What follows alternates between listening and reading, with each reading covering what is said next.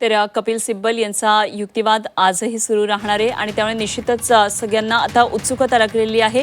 आज कपिल सिब्बल कुठल्या मुद्द्यावर युक्तिवाद करतात, यामध्ये आमदार अपात्रतेसंदर्भात आज कपिल सिब्बल त्यांच्या युक्तिवादामध्ये काय मुद्दे मांडता आहेत का हे पाहणं आता अत्यंत औत्सुक्याचं ठरणार आहे.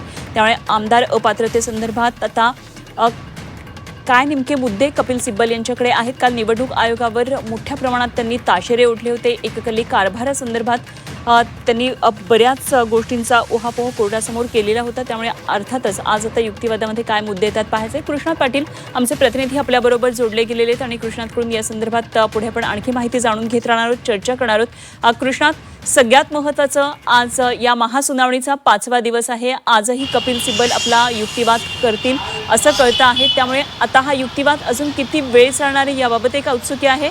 आणि शिंदेंच्या वकिलांचा युक्तिवाद कधी सुरू होईल, कारण या सगळ्या प्रश्नांची उत्तरं अर्थात देण्यासाठी ते सुद्धा उत्सुक असतील. त्यामुळे काय नेमकं आता इथून पुढचं सगळं असणार आहे.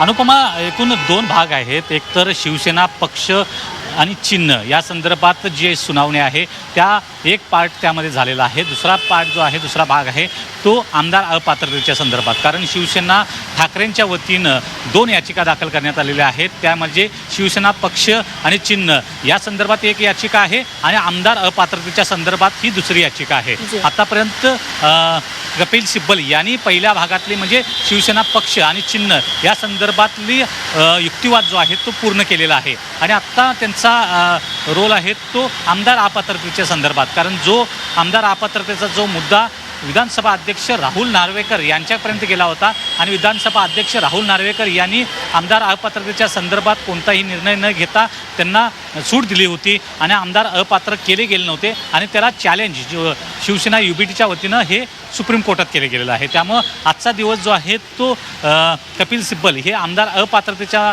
संदर्भात आपला युक्तिवाद करतील आणि या युक्तिवादामध्ये अपेक्षित असेल ते प्रामुख्यानं 10th शेड्यूलचा अर्थ 10व्या परिशिष्टामध्ये पक्षांतरबंदी कायद्यानुसार 2/3पेक्षा अधिक लोकप्रतिनिधींनी जर पक्ष सोडला तर त्यांनी दुसऱ्या पक्षामध्ये थेटपणे विलीन होणं गरजेचं असतं आणि आपले पद जे आहे, आमदारकी आहे किंवा जे लोकप्रतिनिधीचं संबंधित पद जे आहे तर ते वाचू शकतं. परंतु या ठिकाणी मात्र थेट या आमदारांनी आपल्या मूळ पक्षावरच दावा केलेला पाहायला मिळतोय आणि तो मूळ पक्ष थेटपणे एकनाथ शिंदे यांच्याकडे दिला गेलेला आहे. त्यामुळे 10th शेड्यूलचं जो नियम आहे तो कुठंतरी धाब्यावर बसवला गेला का, अशा प्रकारचा एक संशय निर्माण केला जाईल. आणि कपिल सिब्बल या संदर्भातला 10th शेड्यूलच्या बाबतीतला जे आपलं युक्तिवाद आहे ते यावेळी मांडतील. त्यावेळी खास करून राहुल नार्वेकर जे विधानसभा अध्यक्ष आहेत त्यांच्या समोर देखील मोठा खटला चालला होता. त्यावेळी देखील 10th शेड्यूलचा बऱ्यापैकी व्याख्या